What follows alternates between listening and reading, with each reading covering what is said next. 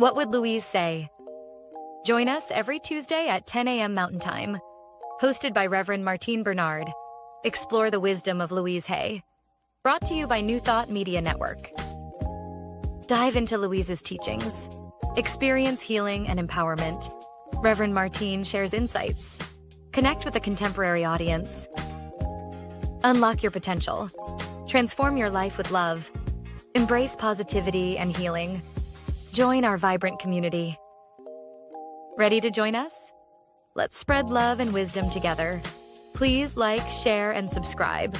Only on New Thought Media Network, positively inspiring.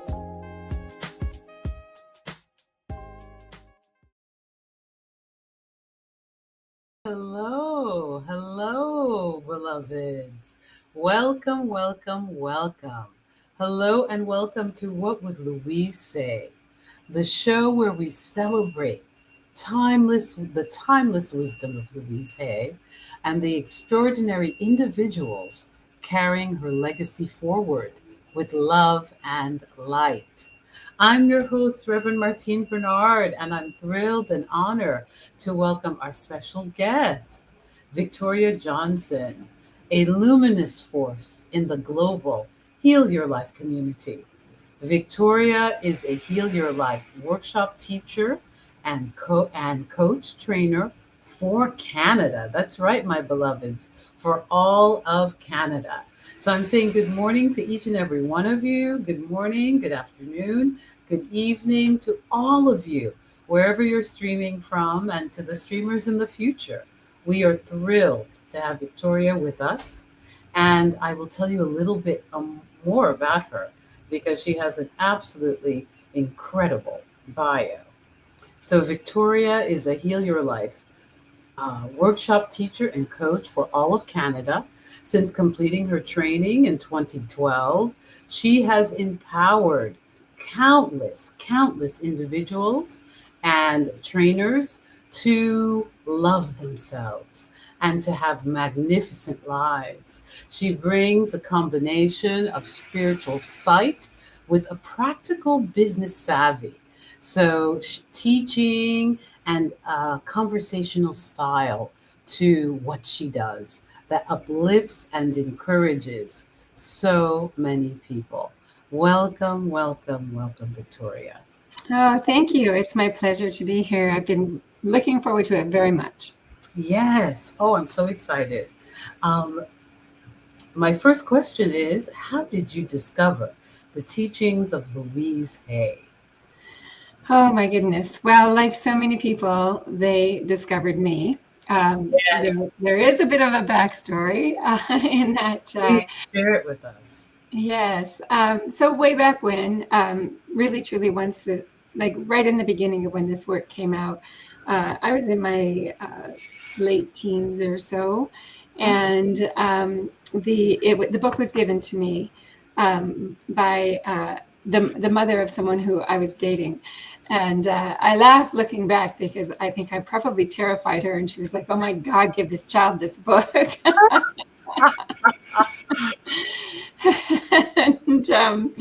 and so I read the book and found home, really is how I best like to describe it.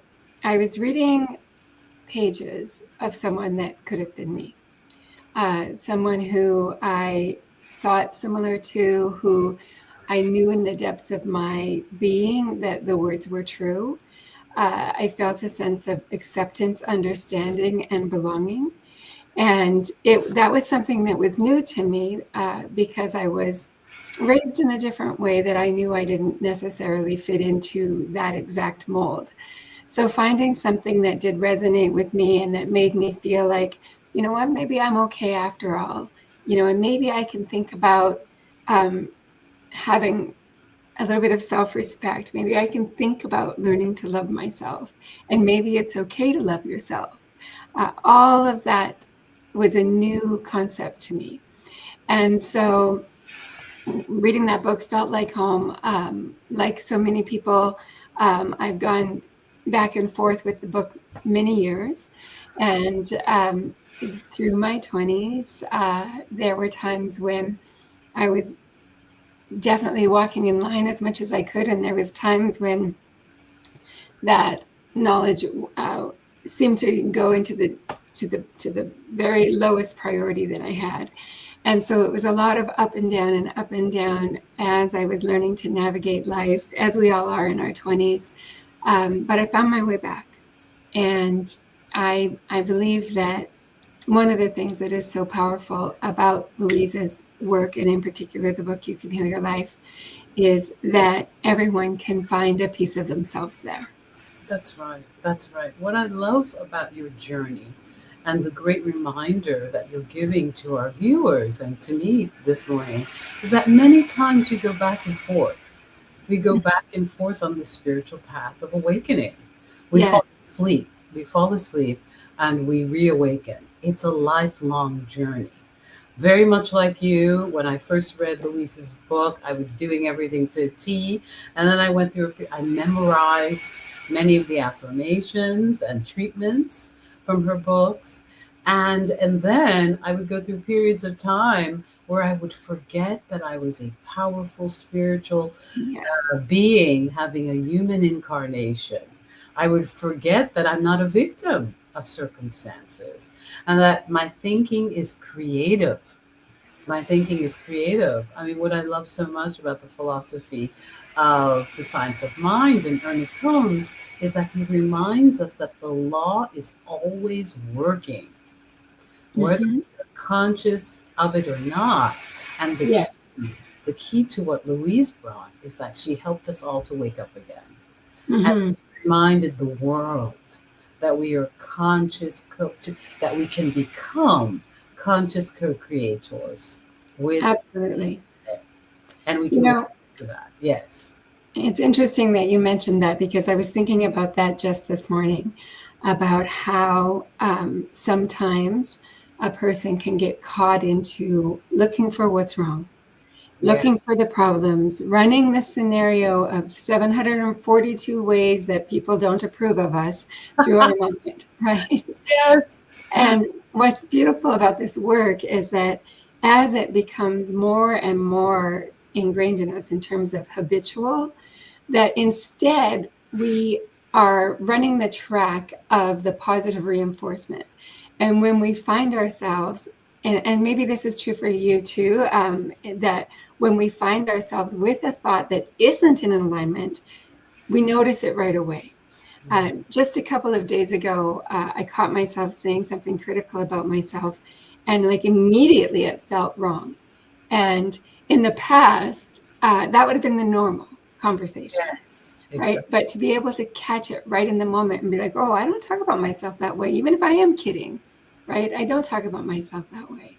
And so I truly believe, like what you said about being a co-creator, it Yes. is, was it Wayne Dyer who used to always say, when you change the way you look at things, the things you look at change?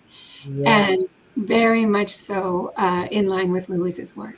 Yes. I love Wayne Dyer. Miss him. Great books, my beloveds. If you want books that just excite you with an enthusiasm for this philosophy of self-awareness, for someone who's watching who hasn't studied the science of mind or who maybe hasn't read Louise's books, this is really a philosophy or a way of life that embraces self-awareness. So I would say that we are the practitioners of this idea that our consciousness, our thinking, our attitude has an impact on our lives. Yes. Because the science is now proving it. The science around neural pathways, Mm-hmm. thoughts and feelings impact the body, and quantum physics, how we can have impacts on circumstances or events happening on the planet. So there is science, my beloveds, that are now proving forth these principles. So it's Yeah. really the philosophy or the way of life that no matter what we encounter, we are going to hold a positive perspective about it. And that does not mean denial. So Mm-hmm. we're not denying suffering. We are not in denial of hardship. Louise never denied it. Ernest Holm, who wrote The Science of Mind, never denied it. He said, we don't deny the broken leg. we don't deny the broken leg. We go and we have a brace put on. Well, first we go and get it checked out and see what we need to do. But we also know that while we are tending to the broken leg, we are holding a positive consciousness or positive tone, feeling tone, with positive emotions about what's happened. We Yeah. kind of work on ourselves. We say, okay, my leg hurts. I'll be out of work. But maybe the universe wanted to give you some time off and you hadn't been listening, and you got the time off. But we always just imprint our life experiences with a positive attitude. So Yes. wonderful. That's a really good clarification, and I'm glad that you shared that. Yes. And how empowering it is for your listeners and your viewers to know that they are in control of the thought. So let's stay on the broken leg. So yes, the leg is broken. Like you said, it can be like, oh my gosh, I can't believe I broke my leg in the summer. Now I can't go swimming. I can't do this. I can't do that. And my bones, they heal really slow and go on and on and on. Right? But to be able to empower your viewers and listeners by knowing that that leg can still be broken, but they can absolutely change their perspective on the situation and control the thought. Louise used to say, you're the thinker in your mind, right? So to not be victim to the broken leg, but instead adapt and go forward and finding the joy in other things that you may not have been able to enjoy had you not had this opportunity to spend more time at home. Exactly. This is not a crazy idea, but I studied art history. I was blessed to go to Mexico City several years ago. I've been to many parts of Mexico, and I went to the Frida Kahlo Museum. And Frida Kahlo, at a young age, the famous artist, my beloved, I love her portraits. They're actually very, very tiny. So I went to the Casa Azul, the blue house, her home with Diego Rivera, who was a phenomenal muralist, very, very famous. Anyway, it was her accident. She had a horrible, horrible accident, and this was very, very sad, that left her in a wheelchair for most of her life and suffering. And I think she wanted to be an athlete. I'm thinking in my mind as I remember, she was very, very athletic as a young person. It was either dance or a sport that she wanted to be involved in. And she was so depressed, but her father got her a canvas. They set up a canvas and she began to paint. And she is now, we can bring her up and talk about her because she has left such an impact on the world because she painted. So she took something that was very horrific and traumatic, very much like our beloved Louise, but turned it into a life-changing, inspiring moment that she decided to be creative with. She decided to think a new thought about her circumstances, and she's enriched our lives. I don't know when she left the planet, but her art is everywhere, and people around the world are still enjoying her art. And it's the same thing with our beloved Louise, who changed her thinking about her circumstances and has impacted all of our lives for the better. For the better. So I know that may seem like I digress, but I love artists. No, not at all. Not at all. I listen to you talk, and it reminds me that something that is really helpful for the viewers and listeners who are just learning to apply this knowledge or apply it deeper into their lives, that repetition is really a key. So when I work a lot with people in addictions, and this is something we talk about a lot, is, when you've been thinking one way for many, many, many years, it's not realistic to think, okay, well, I'm going to do this affirmation, one time or even one time a day for 30 days, and it will change my life. But to remember that those old thoughts, the thoughts of being stuck in the negativity or stuck in the challenge, those are there because of repetition. They are automatic thoughts. They are habitual because of repetition. And so when we apply that to the changes that we're making in our lives, they only become habitual thoughts in the positive if they are repeated as well. And so whatever it is that you're facing, to the viewers and listeners, remembering that when you're shifting perspective, you don't shift it once. It's ongoing. And to keep thinking in the perspective of where you want to go and where you want to be, so that you create that new habitual way of living. That's right. And Victoria, just as a guesstimate, a guesstimate, how many times do you think, I know that it's been studied, but it escapes me at this moment. How many times do you think someone needs to repeat an affirmation before it becomes a part of their being? You know, I really don't know the answer to that. There's lots of studies that say you can create new habits in 21 or 28 days. So what I would assume is that habitual thoughts would run along those same lines. That's right. But I think it's really important to be attaching action to them as well, so that they do become more of a lifestyle. That's right. And I also just remembered, beloveds, that your feelings behind the thought. So if you go, oh, I'm a millionaire, I'm a millionaire, I'm a millionaire. Yes. No feeling behind that. That's like nonchalant. But if you're like, I can feel I'm swimming in $1 million. I see the houses I'm going to build for my family. I see the organizations I'm going to write large checks to. And I can just feel the joy of never having to worry about money again. So it's the feeling behind the affirmation that brings it to fruition very, very quickly.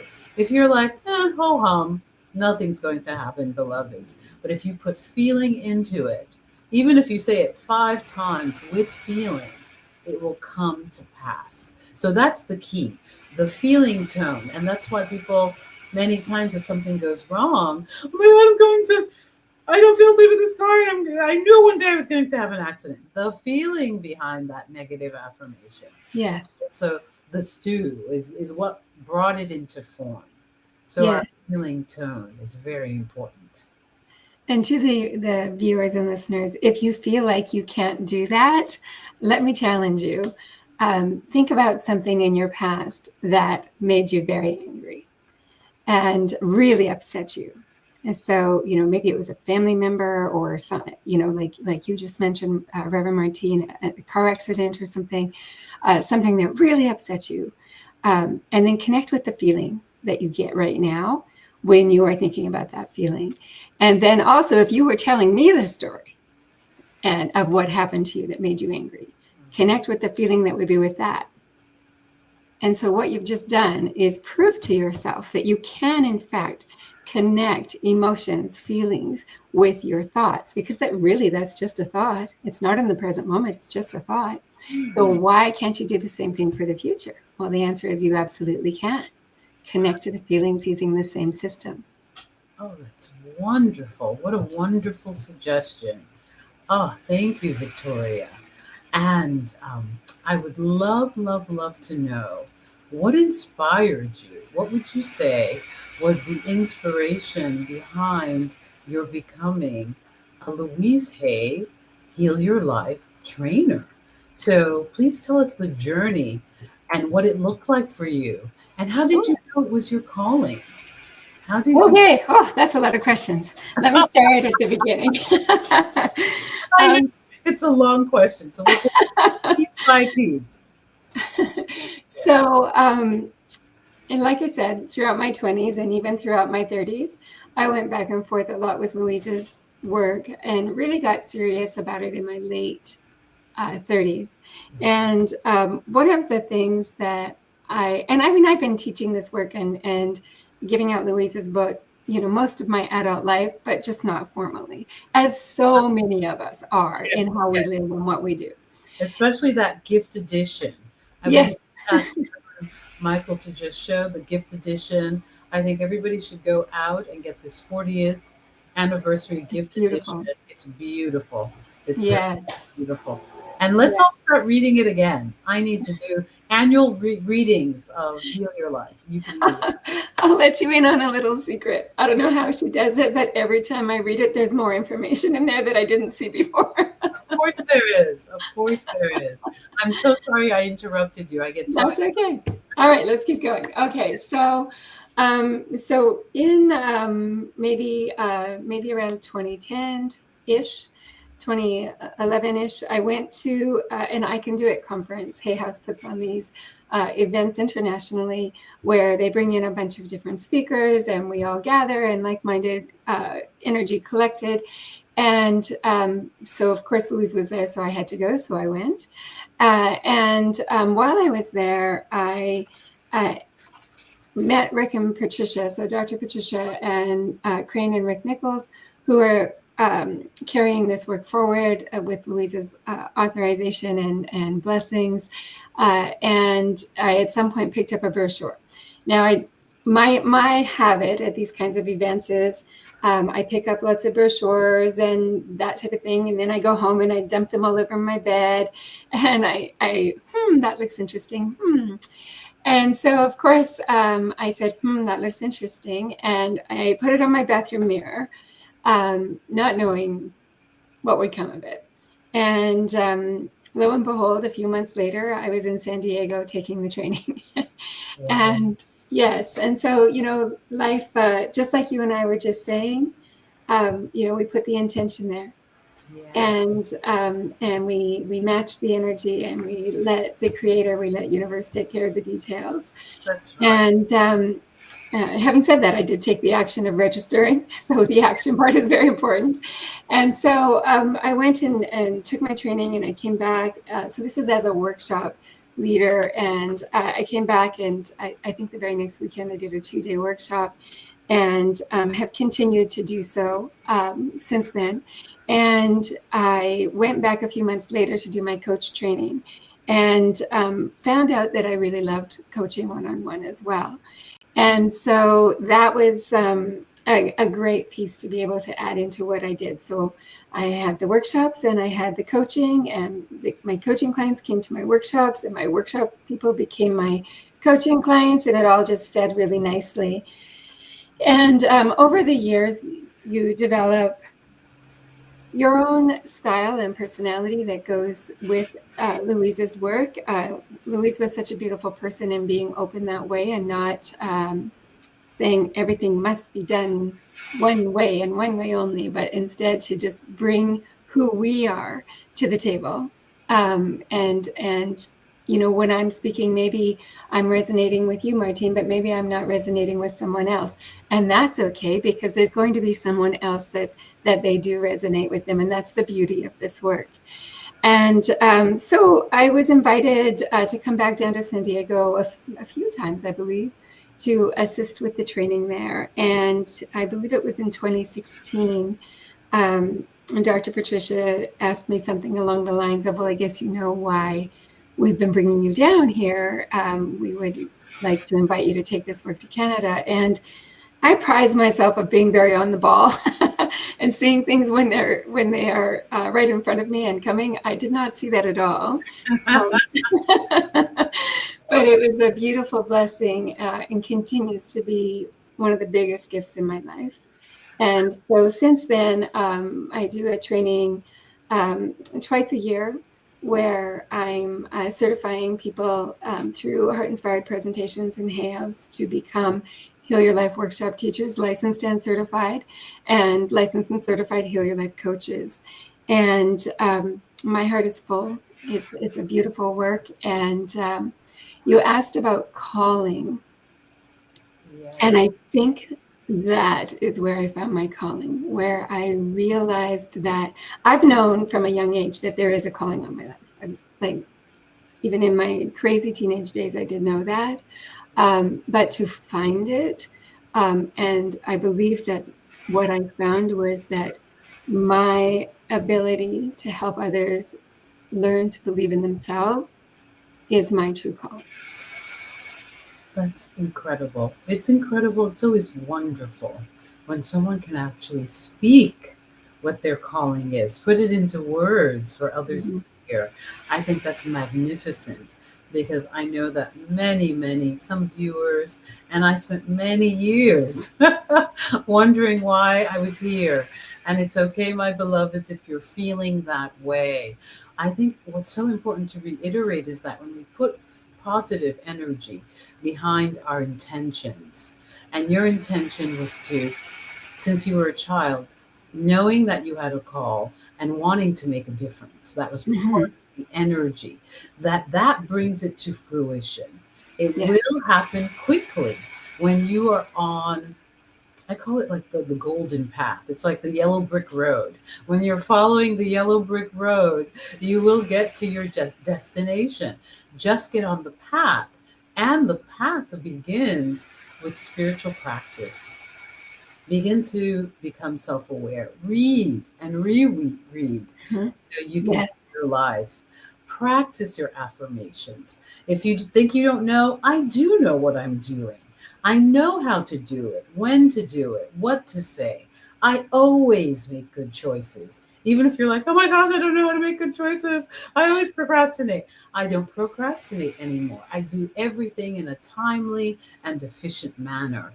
Those can become your mantras. Oh my goodness. So I can't imagine, Victoria, how many people you've worked with. How many trainers would you say that you've trained, or teachers? I would say in Mhm. Canada throughout the years. Just a general, I have no idea of the landscape. This is exciting knowledge. Yes. So I don't know that number exactly. If I was to guess, I would probably say 300 to 400, Oh, somewhere in there. fabulous. I think that's probably right. Oh, this is wonderful. So, Yeah. for anyone who's watching or live streaming from Canada, please know that you can find Victoria's teachers. And Victoria, you are working specifically with the teachers. You're not doing classes or workshops for the general public. Yeah. So right now, what I'm really focused on is supporting the teachers and coaches. I do some corporate workshops. Uh, Wonderful. yes. However, I would much rather be supporting people going forward and really helping them to feel really comfortable with the materials. We do this in group sessions by gathering monthly. We do it individually with people reaching out and being like, oh, Victoria, I have a workshop next Saturday, 3 hours. What should I do with this? What should I do with that? And that's the beauty of the training too, as you know, where Yes. we can format things from 1 hour to 2 days to 10 weeks to 5 weeks to whatever makes the most sense for the teacher and for the people that she is bringing the workshop to, or he is bringing the workshop to. Wonderful. And since we touched on that, let's go there for a minute. Yes. I am loving that there's more and more male teachers. Yay. Yay to the guys. Yeah. Yes, it's so important to have all different energies in the room and just to have this Yes. beautiful open space where it's love and acceptance for everyone. Very, very much so. So, since you are, Victoria is a master trainer, master, I call you a master teacher, spiritual teacher. And please speak to our audience. How would you encourage them to take a Heal Your Life 2-day workshop? Having read the book, so let's say someone knows a little bit about Louise's Mhm. work, there's that person, or someone who's delved even deeper but didn't know. I mean, I didn't know until I was like, is there a course I could take? And I found it. So how would you encourage someone to? Sure. Well, let me start by saying a little bit about what to expect, because I think that sometimes we can get in our own way because we're imagining all sorts of things. So, Yes. first of all, expect to be in a group of people who are loving and supportive and who want to focus on their own growth just like you do. Expect to have a teacher, a workshop teacher, who is coming from the very best place and doing his or her own work, that they are doing their own work, and so that they can be there and to be a support for you. Know that as you go through the workshop, in whatever format that you're taking it, it will be progressive.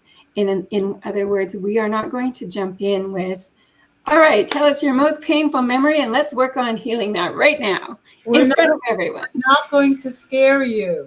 No, it's a very loving, gentle space. However, because of the progression, it allows you to get to a place where you feel comfortable going deep, and no one will ever pressure you to go deeper than you want to go. We will encourage you to stretch, but that's all it is encouragement and support. And so to find a 2-day workshop, go to healyourlifeworkshops.com, put in your area, wherever it is around the world, and it should come up with a list of teachers for you in that area, and you can find events that are going on. Wonderful. I believe that the workshops are deepening and a tactile experience of Louise's philosophy. Yes. And I was as excited as a little kid just to be around other people who also value her work. I was blessed that during my training and the 2-day workshop, there were wonderful women from Saudi Arabia, from we had European women from India and Asia, women from North America, everywhere. We didn't have any men in our workshop, but apparently there have been men who take the 2-day workshop. So yes, men, you'd be comfortable and you would feel very, very welcomed in the space. Yes. Because Louise's work worked for everyone. And in fact, when she began, it was during the AIDS crisis here in North America. And her first members, the first people who had in such an expansive group, who had a direct experience of Louise and the magnificence of her teaching, were gay men who were looking for emotional support. So this is universal principles, my beloveds, that apply to everyone. So Victoria, I would love to talk about, we're going to take just a few minute break, and then we'll come back and I'll ask you about your work in the business environment and how you've brought Louise Hay's teaching to the business world. So my beloveds, this is Reverend Martine Bernard, and I'm the host of What Would Louise Say? And this is the New Thought Media Network.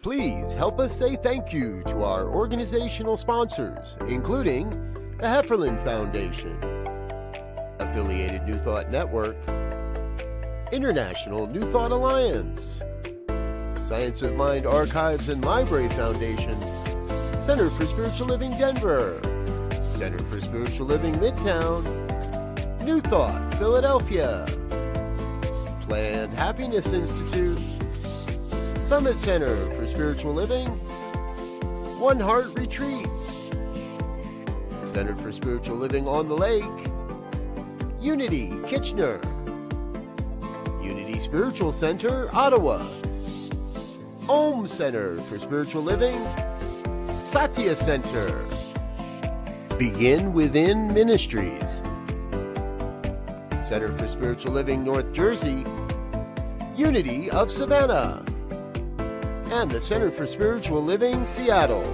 as well as all of our individual donors. Thank you for being part of the New Thought Media Network. Please like, share, and subscribe. New Thought Media Network, positively inspiring.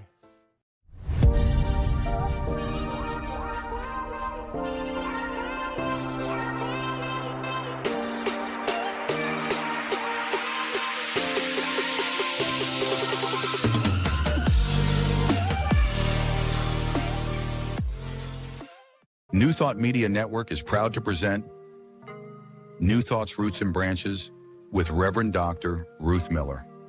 Join us every Tuesday at 4 p.m. Mountain Time. Tune in live or watch anytime on our YouTube channel. Discover the rich history of New Thought and its impact on modern spirituality. Join Reverend Dr. Ruth Miller as she shares insights, stories, and teachings that inspire and uplift. Experience deep insights and transformative teachings that connect you to the roots of New Thought. Visit our YouTube channel to catch up on past episodes and join us live every Tuesday at 4 p.m. Connect with us and be part of the journey. What Would Louise Say? Join us every Tuesday at 10 a.m. Mountain Time. Hosted by Reverend Martine Bernard. Explore the wisdom of Louise Hay. Brought to you by New Thought Media Network. Dive into Louise's teachings. Experience healing and empowerment. Reverend Martine shares insights. Connect with a contemporary audience. Unlock your potential. Transform your life with love. Embrace positivity and healing. Join our vibrant community. Ready to join us? Let's spread love and wisdom together. Please like, share, and subscribe. Only on New Thought Media Network, positively inspiring.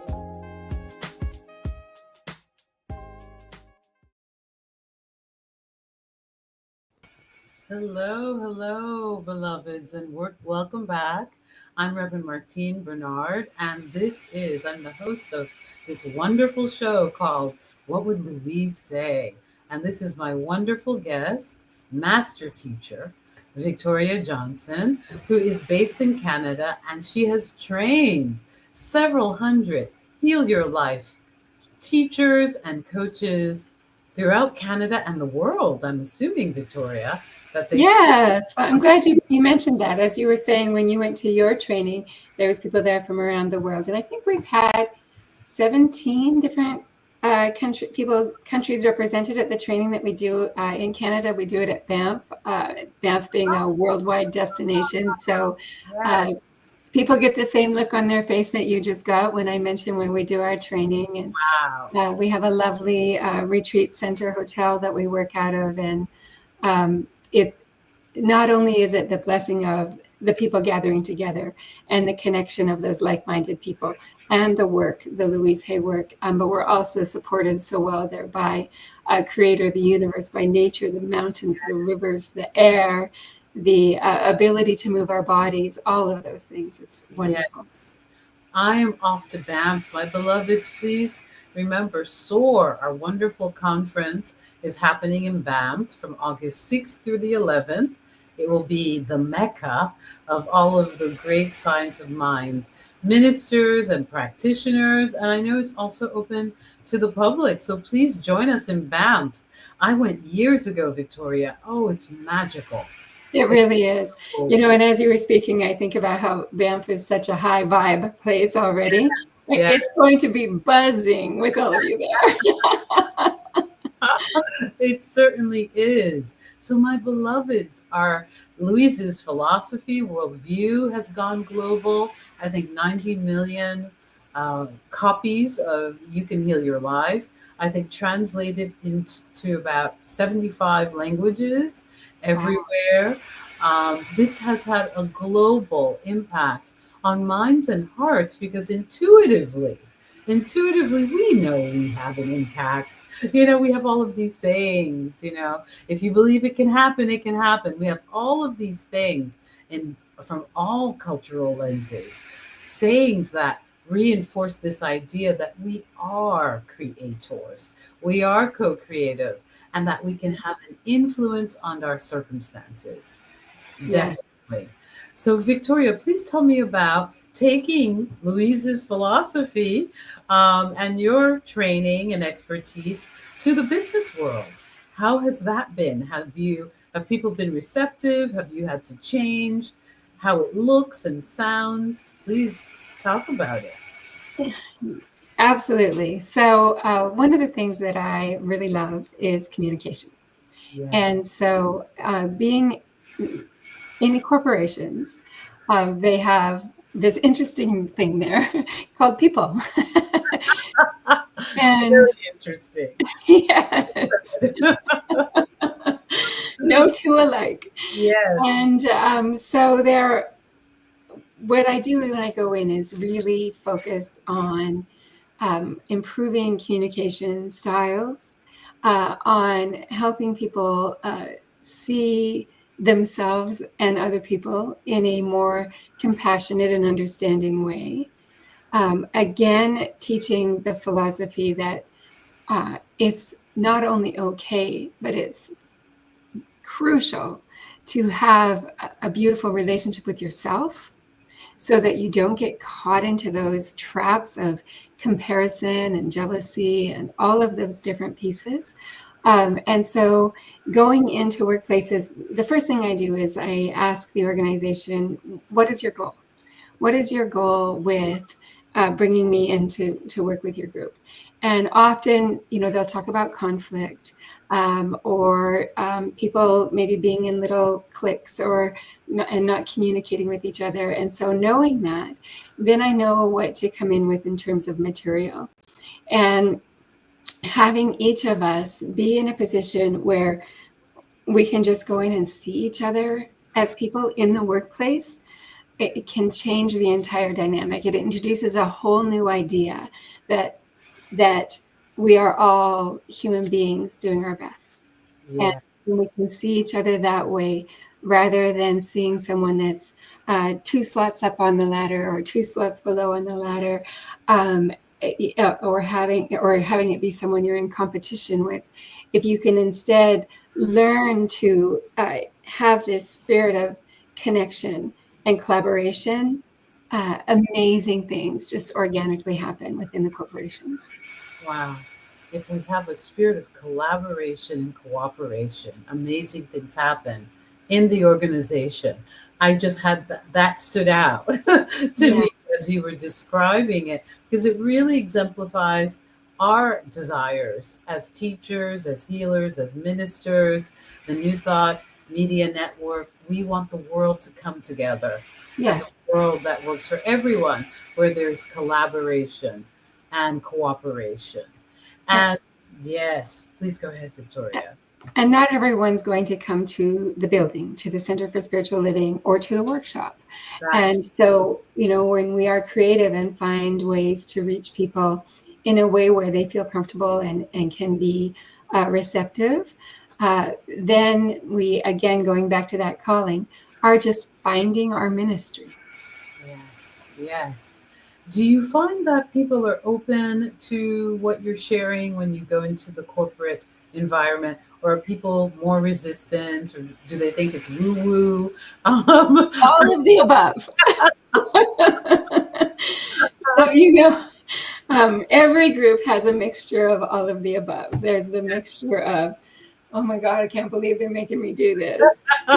I right? love that reaction. It's that, you remember when you were a little kid and you would just let your body just go, and you would stop and just exasperation. You're like, I can't get out of this. That's right. It's like, I'll just do my time. Exactly. And so, in those cases, I just say, hey, you don't have to believe anything I'm saying. I just ask that you stay in the room. That's all. Yes. And just inviting that acceptance of they're allowed to be where they're at and feel what they feel. It's not my job to tell them what it is that they should feel and what opinion they should have about what we're doing. But if they're at least staying in the room, even if they're staying in the room giving me one of these, something is getting through. I'm laughing because I remember when I first began, I had an ongoing argument with Louise's book, You Can Heal Your Life. I used to go to a New Age bookstore in college, and on the way to the ladies' room was the self-help section. And her book was on top with the big heart, the rainbow heart, and it said, you could heal your life. I was like, no, you can't. You can't heal your life. What is this person talking about? What does that even mean? That sounds like crazy stuff. Now we have the word woo-woo. I would have said that's woo-woo up the shebang. Yeah. So our first encounter with spiritual principle, typically, that hasn't been something that we've grown up with, is to go, this is that silly, weird stuff. So even myself, and we all have those feelings within, and then we realize, wow, these principles and these truths with a capital T actually apply to our lives. Yes. Oh my gosh, I am unconscious. I just wanted to say hello to the view. Woo-woo is good. Yes, woo-woo is good. I'm so grateful. There are many people commenting. Thank you, beloveds. Thank you for being here and watching the show. Someone said thank you, Victoria and Reverend Martine. Well, thank you, because we are inspired by you. And Louise wanted to touch every heart. She wanted everyone to know that there is a key to freedom. And the freedom lies in your attitude, in your mind. We say consciousness, but let's just attitude. The freedom lies in your attitude towards life. I love reading about centenarians. There's a wonderful scientist. He was published by Hay House, Dr. Mario Martinez, that says that centenarians, he studied over 1,000. Most of them are really optimistic. They're like positive realists. They're not completely pie in the sky, head in the sky, and they're not realist, but they're very, very optimistic. And they tend to let things go easily. Yes. And they have an innate understanding of themselves as ageless, timeless beings. He has this. I was watching an interview. He asked them, many centenarians, about 15, when were you middle aged? Because he doesn't believe that anyone should call themselves middle aged. And the older, one of the men, there are very few men, guys, come on, catch up, who are centenarians. And he was like, I'm not old. Leave me the heck alone. So he was like, I'm not even old. I don't even know what middle age is. And most of the women were like, well, maybe when we were 80, maybe 80 was middle aged. So I guess if you're 102, 80 gets to be your middle age. But all of this to say, beloveds, they all had positive attitudes. And most of them were spiritual and not religious. And listen to this reasoning, which was so fascinating. People who are very, very religious, when they're studied, they're stressed. Am I doing it right? Am I following the rule? I didn't follow the rule. Mm-hmm. Whereas people who are spiritual and not religious are a little bit more relaxed. They're open at the top. They are open at the top. They are positive about all of it. And that gives them longevity. So having a positive, open spirit is the key. And I feel as though that's the key to understanding and being open to what Louise was saying, ultimately. Mm-hmm. It all makes sense to me. I know it probably didn't make sense to you, Victoria, when you first discovered Louise, but little by little with practice. And that's why Louise's statement, I'm willing to change. I am willing to learn. I am willing to heal. I am willing to love myself. The willingness opens the door. I'm willing to understand this philosophy, which I think is woo-woo and sounds utterly ridiculous. I'm willing to give it a try. Yeah, I think it's interesting that we talk about New Age when there's nothing new about it. Right? There's nothing new about it. These are philosophies and ways of living that have been around likely since the beginning of time. Yes. And somewhere along the line, we were taught it's not okay to believe in yourself. It's not okay to love yourself. It's not okay to have pride, self-pride, all of those different things. And just like anything else, like you were walking to the ladies' room and the book being there, you can heal your life. No, I can't. Right? Exactly. No, I can't. Right? Exactly. So I guess my question, if I was to turn it around, would be like, well, if not you, then who can? Exactly. Right? And so we are the ones with that power and if we want to talk about religion or talk about God, and having that original spark of light within us is what gives us the power. Yes. And to be able to heal our lives. That's something that we all have. And there's not one person listening who doesn't have that spark, that beauty of the creator within them that gives them the power to heal their own life. And yes, and I love that so much for everyone. And if I could encourage people, it would be to explore self-love. Like, just really explore, what would my life be like if I really, not just said the words, if I really loved myself? What would my life be like? What would I put up with? What would I want for myself? How would I talk to myself? What would I surround myself with? Who would I surround myself with? All of these different things. And, this show being What Would Louise Say?